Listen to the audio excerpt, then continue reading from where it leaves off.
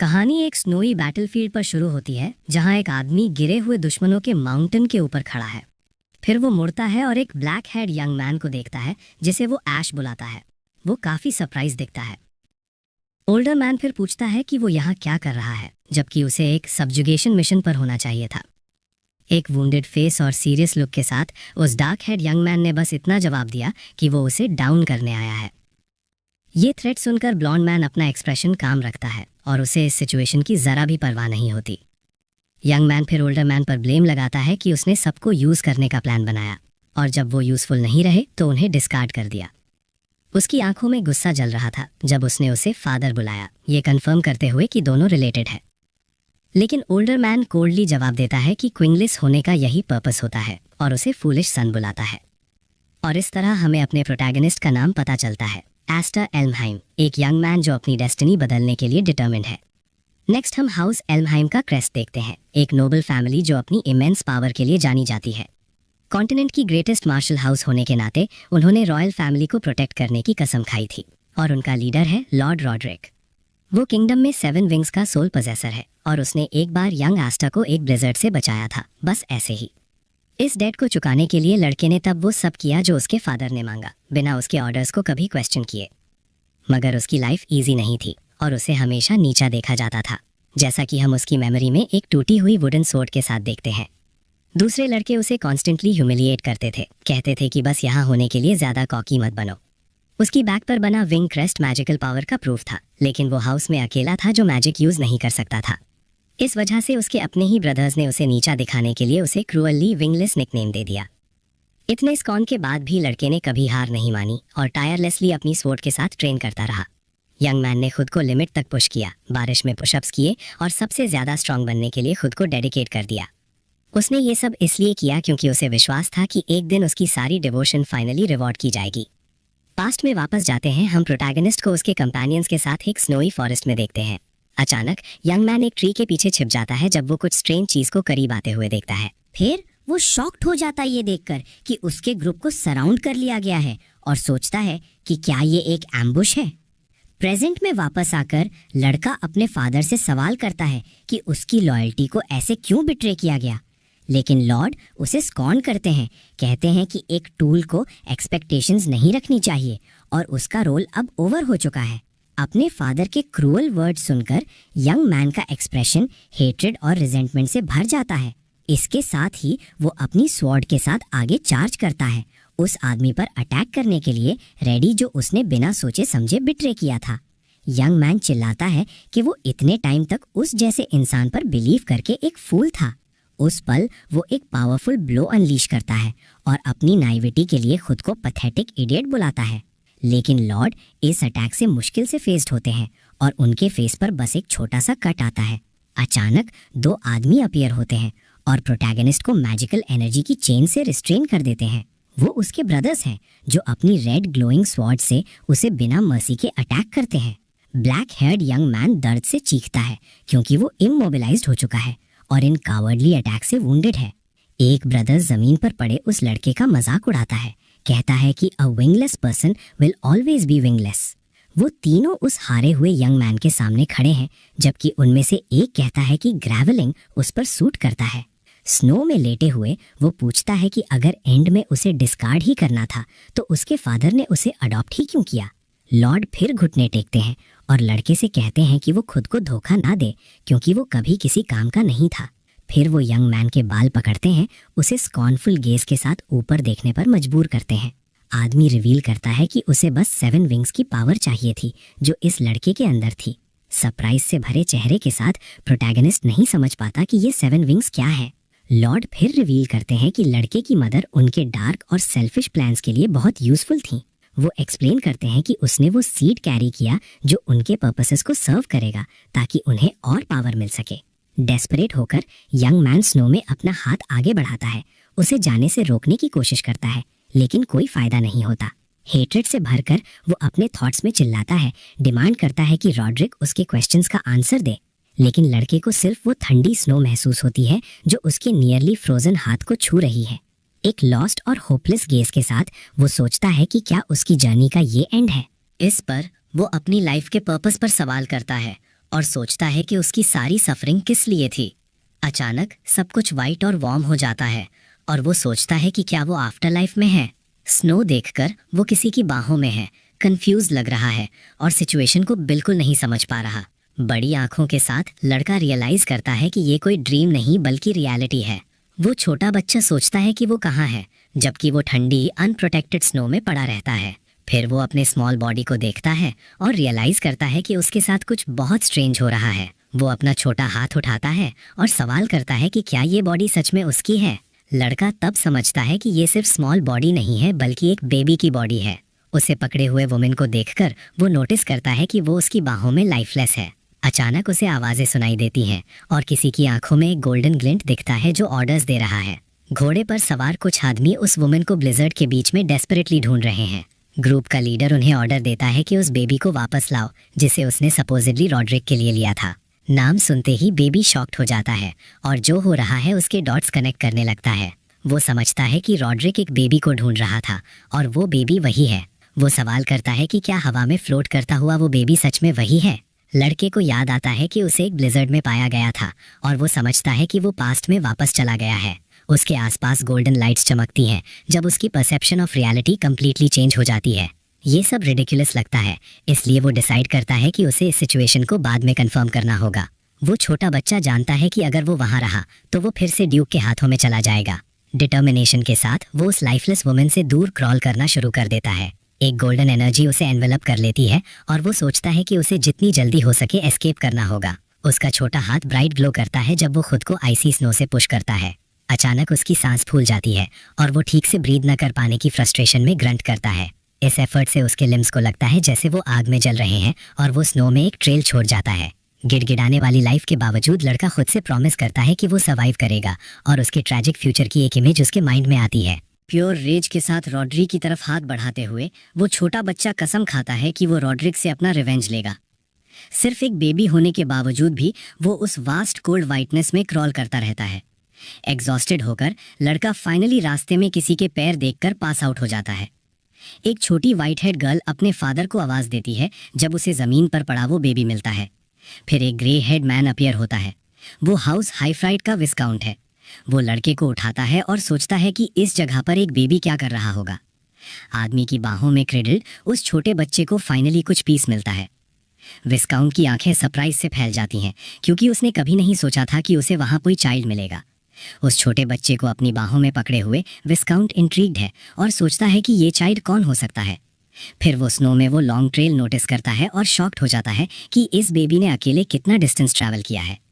इधर वो छोटा लड़का बस एक बहुत ही सरीन एक्सप्रेशन के साथ शांति से सो रहा है। एक डार्क प्लेस में लड़का सोचता है कि वो कहाँ है जब उसे दूसरे चाइल्ड की इमेज दिखती है। तब रेड हेड बेबी उसे एयर में मौजूद कई गोल्डन फेदर्स के बीच वेलकम करने आता हुआ लगता है। अचानक वो एक क्रिब में स्टार्टल्ड होकर जागता है और उस चीज़ के बारे में सोचता है जो उसने ड्रीम में देखी थी और जिसे उसे यूज़ नहीं करना चाहिए। तब उस छोटे बच्चे को 4 बच्चे घूरते हुए दिखते हैं और उनमें से एक कंफ्यूज होकर उससे कहता है कि इतना नॉटी मत बनो। वो लड़का सिचुएशन को बिल्कुल नहीं समझ पाता क्योंकि वो बाकी बच्चों से घिरा हुआ था। एक लड़की उसे पकड़ लेती है लेकिन वो ब्लैक हेड लड़का छूटने की स्ट्रगल करता है। एक लीप के साथ वो उसकी बाहों से निकलने में मैनेज हो जाता है जिससे बाकी बच्चे काफ़ी सरप्राइज्ड हो जाते हैं। तुरंत वो लड़का डेस्परेट लुक के साथ रेंगना शुरू कर देता है। एक छोटी लड़की उसके बिहेवियर से शॉक्ड हो जाती है और उसे रुकने के लिए चिल्लाती है, लेकिन वो सुनता नहीं और एस्केप करता रहता है। सोचता है कि उसे क्यों चेस किया जा रहा है। डेस्परेट होकर प्रोटैगनिस्ट अपना हाथ आगे बढ़ाता है और उसकी बॉडी से गोल्डन एनर्जी निकलने लगती है। उसकी आंखें उसी गोल्डन कलर में इंटेंसली ग्लो करती हैं जो उसके नए जागे हुए मैजिकल ऑरा का था। अचानक वो फ्लोट करने लगता है और शॉक्ड हो जाता है कि ये रियल मैजिक है। अपनी ही पावर से सरप्राइज्ड होकर वो लड़का फ्लोट करता रहता है, समझ नहीं पाता कि क्या हो रहा है। फिर मैजिक फेल हो जाता है और वो बिना किसी कंट्रोल के बहुत तेजी से नीचे गिरने लगता है। पैनिक भरे चेहरे के साथ वो छोटा बच्चा इम्पैक्ट के लिए तैयार होता रहता है। जैसे ही वो गिरता रहता है, फॉर्चुनेटली वाइस काउंट वहां आता है और उसे पकड़ लेता है। उसे वो लड़का बहुत मिस्टीरियस लगता है। प्रोटैगनिस्ट की आंखें सरप्राइज से चौड़ी हो जाती हैं जब वो उस आदमी को पहचानता है जिसने उसे बचाया था। तब उसे याद आता है कि ये हिफ्रेड है, एल्ड्री के डोमेन का वाइस काउंट, जो उसके फादर की ज़मीन थी। मैंशन को देखते हुए लड़का सोचता है कि क्या ये एल्महाइम फैमिली का कोई और घर है। फिर हम हाइड्रेट मू एल्महाइम का एक पोर्ट्रेट देखते हैं जो वाइसकाउंट फैमिली का हेड और मेन हाउस की एक ब्रांच था। वो और उसका भाई लॉजिक टू विंग्स के रूप में जाने जाते थे और वो दोनों मिलकर रॉयल फैमिली को प्रोटेक्ट करते थे। लेकिन लड़के को याद है कि वाइसकाउंट अपनी पूरी फैमिली के साथ एक सिविल वॉर में मारा गया था। इस इन्फॉर्मेशन के साथ वो फाइनली कंफर्म करता है कि वो सच में टाइम में वापस आ गया है और ये उसका सेकंड चांस है। मगर वो इस सोच से डिस्पेयर हो जाता है कि वो ड्यूक के घर से भागा और सीधा अपने ब्रदर के हाथ लग गया। एक औरत उसे पकड़ती है और सोचती है कि क्या बच्चे का मैजिक आउट ऑफ कंट्रोल हो गया था जिसके कारण वो हवा में उड़ गया। फिर वो छोटे बच्चे पर जेंटली स्माइल करती है, खुश लगती है कि फाइनली वो उसके पास है। एक वार्म हग के साथ औरत उसे शांत करती है और कहती है कि अब उसे किसी चीज से डरने की जरूरत नहीं है। लड़का उस औरत के काइंड जेस्चर पर स्पीचलेस हो जाता है जो उसे बड़े प्यार से ट्रीट कर रही थी। इस दौरान वाइसकाउंट एक काम और थॉटफुल एक्सप्रेशन के साथ उन दोनों को ऑब्जर्व करता है। तब वो बड़े आदमी अपना हाथ आगे बढ़ाता है और कहता है कि इस बच्चे के पास ट्रिमेंडस पावर है। अपनी बात प्रूव करने के लिए वो बच्चे की शर्ट ऊपर करता है जिससे एक क्रेस्ट निशान दिखता है जो उसकी बातों का प्रूफ था। मिरर के रिफ्लेक्शन में हम देखते हैं कि वो आदमी और औरत शॉक्ड है क्योंकि वो 7 विंग्स के सिंबल को पहचान लेते हैं। अपनी बॉडी पर वो मार्क देखकर लड़का डिस्पेयर हो जाता है और सोचता है कि ये वहाँ क्यों है। उसकी आंखें इंटेंस गोल्ड में ग्लो करती हैं क्योंकि शॉक पूरी तरह से उसके माइंड पर हावी हो जाता है। तब उसे रॉडरिक की बातें याद आती हैं जिसने कहा था कि उसे 7 विंग्स की पावर चाहिए जो उसके पास थी। उस पल उसके माइंड में उसके फादर की मेमोरी फ्लैश होती है जो उसे एक गोल्ड और कैलकुलेटिंग तरीके से पकड़े हुए थे। लड़का फाइनली समझ जाता है कि उसे सिर्फ इसलिए लिया गया था ताकि फ्यूचर में उसके 7 विंग्स छीन लिए जाएं। गुस्से में लड़का सवाल करता है कि रॉडरिक की हिम्मत कैसे हुई उसके विंग्स छीनने के बाद उसे विंगलेस कहने की। औरत अपनी बाहों में छोटे बच्चे के एक्सप्रेशन में है सडन चेंज से कंफ्यूज हो जाती है। औरत फिर विस्काउंट से पूछती है कि वो उस बच्चे के साथ क्या करना चाहता है जो उसकी बाहों में है। सवाल सुनकर छोटा बच्चा सोचता है कि सिचुएशन खराब है और उसे जल्दी एक्ट करना पड़ेगा। वो जानता है कि उसकी पावर एल्महाइम फैमिली के हाथों में नहीं जानी चाहिए क्योंकि उसे ये अपने रिवेंज के लिए चाहिए। लड़के के सरप्राइज के लिए बड़े आदमी ने बस ये कहा कि वो उसे अडॉप्ट कर लेंगे। ये अनएक्सपेक्टेड डिसीजन प्रोटैगनिस्ट को पूरी तरह से स्पीचलेस और बिना किसी रिएक्शन के छोड़ देता है। एक जेंटल जेस्चर के साथ विस्काउंट उस लड़के के हेड पर पैट करने के लिए हाथ बढ़ाता है। फिर वो कहते हैं कि ये लड़का अभी भी एक छोटा फ्लेजलिंग है जो खुद से उड़ नहीं सकता और उसे हेल्प की ज़रूरत है। बड़े आदमी प्रॉमिस करते हैं कि वो उसकी टेक केयर करेंगे और जब तक वो उड़ नहीं सकता तब तक रिस्पॉन्सिबिलिटी लेंगे। छोटे बच्चे की आंखें उस आदमी के काइंड और अफेक्शनेट शब्दों को सुनकर चौड़ी हो जाती हैं। अचानक एक छोटी लड़की रूम के दरवाजे के पीछे से कॉन्वर्सेशन सुनकर फर्श पर गिर जाती है। विस्काउंट को रियलाइज होता है कि सारे बच्चे पूरे समय कॉन्वर्सेशन को ईव्सड्रॉप कर रहे थे। तब उनमें से एक एडमिट करता है कि वो घर में नए बेबी के बारे में वरीड थे। एक फैमिली की तरह जमा होकर बच्चे अपनी मदर के पास आते हैं जिन्होंने न्यूएस्ट फैमिली मेंबर को पकड़ रखा था। औरत छोटे बच्चे पर स्माइल करती है जबकि उसकी एक और डॉटर उसे देखने के लिए क्यूरियस होकर पास आती है। एक काम स्माइल के साथ नई मदर अपनी बाहों में उस बेबी को बड़े लव और अफेक्शन से देखती है। तब वो उसे ऊपर उठाती है और उसे एस्टर बुलाती है जो एक नए स्टार का नाम था जो उनकी फैमिली में पैदा हुआ था। फिर 10 साल बीत जाते हैं और हम एक सनी डे पर विस्काउंट फैमिली का ग्रैंड मैंशन देखते हैं। लॉर्ड हिफ्रिड जो अब बड़े हो गए हैं उनका होम के एंट्रेंस पर उनके एक सबॉर्डिनेट द्वारा ग्रीट किया जाता है। एक पिक्चर फ्रेम के रिफ्लेक्शन में हम एक यंग मैन को अपने हाथ में कपड़े से ग्लास साफ करते हुए देखते हैं। आगे एक बड़ा और कॉन्फिडेंट एस्टर अपनी कमर पर स्वॉर्ड के साथ एक कैरेट से बाहर निकलता है। यंग मैन एक रेड हेड यंग वुमन को कैरेट से बाहर निकलने में हेल्प करता है। उसे सिस्टर एल्फिन बुलाता है। यंग वुमन उसके काइंड जेस्चर के लिए उसे थैंक करती है और हमें याद आता है कि वो उन बच्चों में से एक थी जिसने उसका वेलकम किया था। वो दोनों सीरियस एक्सप्रेशन के साथ साथ चलते हैं और वो अपने गोल पर बहुत फोकस लगता है। वो स्वॉर्ड डांस असेंबली के रास्ते पर हैं जो नोबल्स के लिए एक बहुत इंपॉर्टेंट इवेंट है। ये एनुअल इवेंट एक ड्यूकल फैमिली द्वारा ऑर्गेनाइज किया जाता है और सारे नोबल मार्शल आर्ट्स हाउसेस को एक साथ लाता है। ये एक ऐसी जगह है जहां हर फैमिली अपनी स्ट्रेंथ शोकेस करती है और अपने सबसे अच्छे स्वॉर्ड्समैन को कॉम्बैट में टेस्ट करती है। फिर वो दोनों सिबलिंग्स दूसरे यंग नोबल्स की भीड़ में शामिल हो जाते हैं जो इवेंट के शुरू होने का वेट कर रहे थे। लोग वाइसकाउंट फैमिली और अननोन ओरिजिन के अडॉप्टेड बॉय के बारे में गॉसिप करने लगते हैं। मलेशियस आइज के साथ वो सोचते हैं कि वाइसकाउंट फैमिली एल्महाइम नेम को कितना टार्निश करने की प्लान बना रही है। तब एक नोबल प्रोटैगनिस्ट की पीठ की तरफ इशारा करता है, उसे अडॉप्टेड बॉय के रूप में आइडेंटिफाई करता है। उसकी सिस्टर स्टेयर्स को नोटिस करती है और यंग मैन से कहती है कि इन मलिशियस कमेंट्स के बारे में वरी मत करो। एक क्लेंच्ड फिस्ट के साथ वो कहती है कि इस जगह पर वीक को हमेशा बिना किसी मर्सी के क्रश कर दिया जाता है। वो दोनों डिटर्मिन्ड लुक के साथ बगल में खड़े हैं, जो कुछ भी हो उसके लिए रेडी हैं।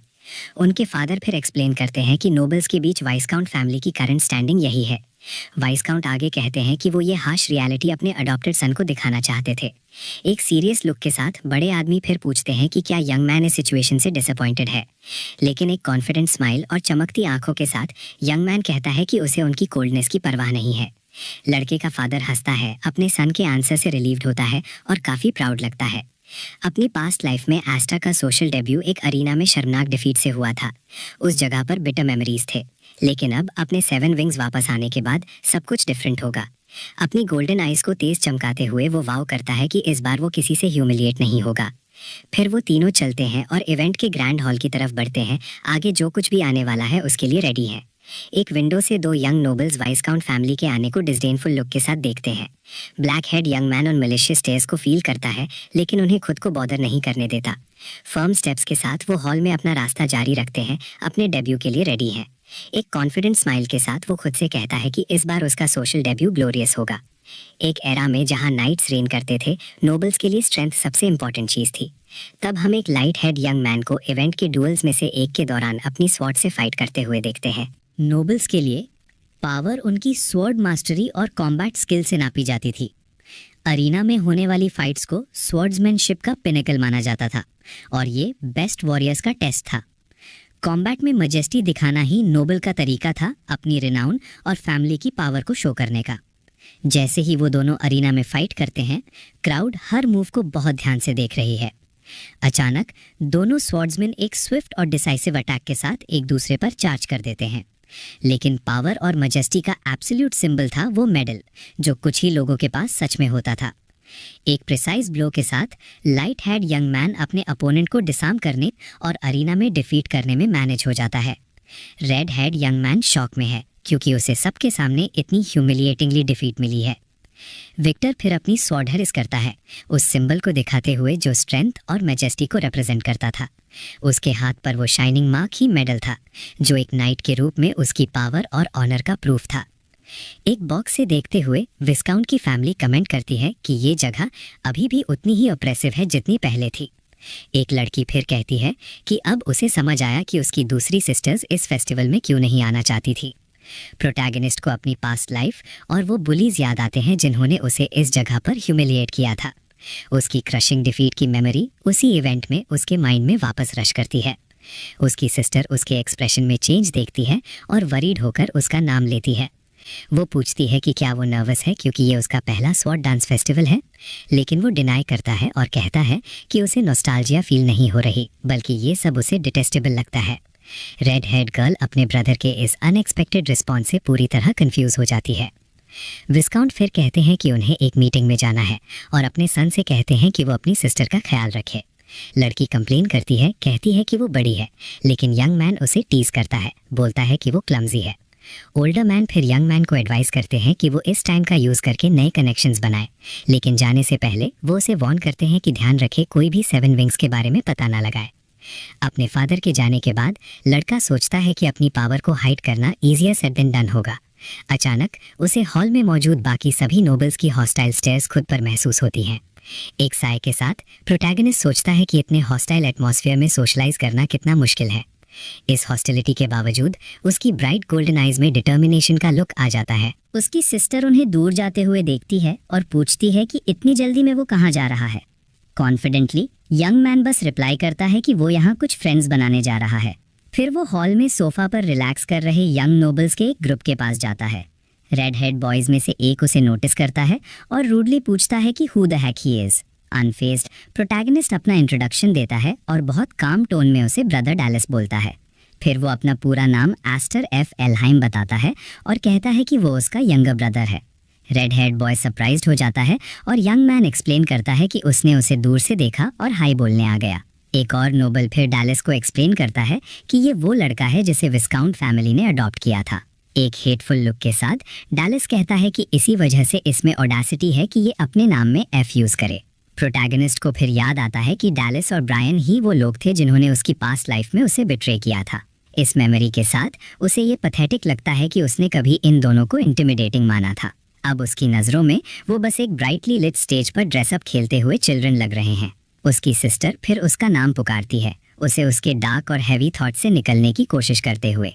फिर वो उसे बाहों से खींचती है और उनसे जाने को कहती है, क्योंकि उसने ऑलरेडी हेलो बोल दिया था। अचानक रेड हेड बॉय उसे उसके नाम से बुलाता है और वो टेंस हो जाती है क्योंकि उसे नोटिस किया गया था। एक मॉकिंग स्माइल के साथ वो पूछता है कि क्या वो लड़की अभी भी अपने फादर के पीछे छिपी हुई है। फिर वो उसे उनके साथ ज्वाइन होने के लिए इनवाइट करता है। कहता है कि ये फैमिली के मेन हाउस से ऑर्डर है, लेकिन यंग वुमन रिफ्यूज़ कर देती है और स्टेट करती है कि उनकी फैमिलीज़ के बीच कोई मास्टर सर्वेंट रिलेशनशिप नहीं है। प्रोटैगनिस्ट उसका आर्म पकड़कर उसे रोकता है और एक मोमेंट रुकने को कहता है। उसकी रिस्ट पर एक फर्म हैंड के साथ वो कहता है कि उसकी वहाँ बाकी लोगों से बात अभी फिनिश नहीं हुई है। ब्लैक हेड यंग मैन फिर सीरियस और डिटर्मिन्ड एक्सप्रेशन के साथ ग्रुप की तरफ पलटता है। एक विकेड लुक के साथ रेड हेड पूछता है कि क्या इस लड़के को कुछ पता है जो उन्हें नहीं पता। इसी पर वो लड़की के फादर को इंसल्ट करता है, बोलता है कि वो एक नाइट थे जो किंग को भी प्रोटेक्ट नहीं कर पाए। नोबल आगे कहता है कि उस आदमी ने ब्लेम ले लिया और उसके अपने ब्रदर ने उसका आर्म रिमूव कर दिया था। वो फिनिश करता है, कहता है कि उसे खुशी है कि उसकी वेन्स में किसी लूजर का ब्लड नहीं है। गुस्से में रेड हेड यंग वुमन उस पर चिल्लाती है कि अभी के अभी वो अपने फादर के बारे में कही बात वापस ले। विदाउट अ सेकेंड थॉट वो अपना ड्रिंक उसके चेहरे पर फेंकती है और कहती है कि वो ये इंसल्ट अलाउ नहीं करेगी। यंग मैन उसे इंसल्ट करता है और कहता है कि उसके फादर को उस जैसी डॉटर होने पर बहुत डिसअपॉइंटमेंट हुआ होगा। एक हेटफुल लुक के साथ वो उसे वॉर्न करता है कि ये कोई बॉलरूम नहीं है और उसे बिहेव करना चाहिए। नोबल उसे ह्यूमिलिएट करता है और कहता है कि अगली बार वो रैड्स पहने ताकि उसे गीला होने का माइंड ना हो। अचानक प्रोटैगनिस्ट अप्रोच करता है और कहता है कि वेन्यू पर आने से पहले वो वरीड था। फिर वो रिवील करता है कि उसे डर था कि उनका चेहरा दोबारा देखने के बाद भी उसे कोई एंगर फील नहीं होगा। एक डिटर्मिन्ड लुक के साथ वो कोल्डली अपने बगल में खड़े एक नोबल से एक बॉटल ग्रैब करता है। वो अपनी सिस्टर को देखता है और कहता है कि एक्चुअली उन्हें फेस करने के लिए दोबारा यहाँ आना एक रिलीफ की बात है।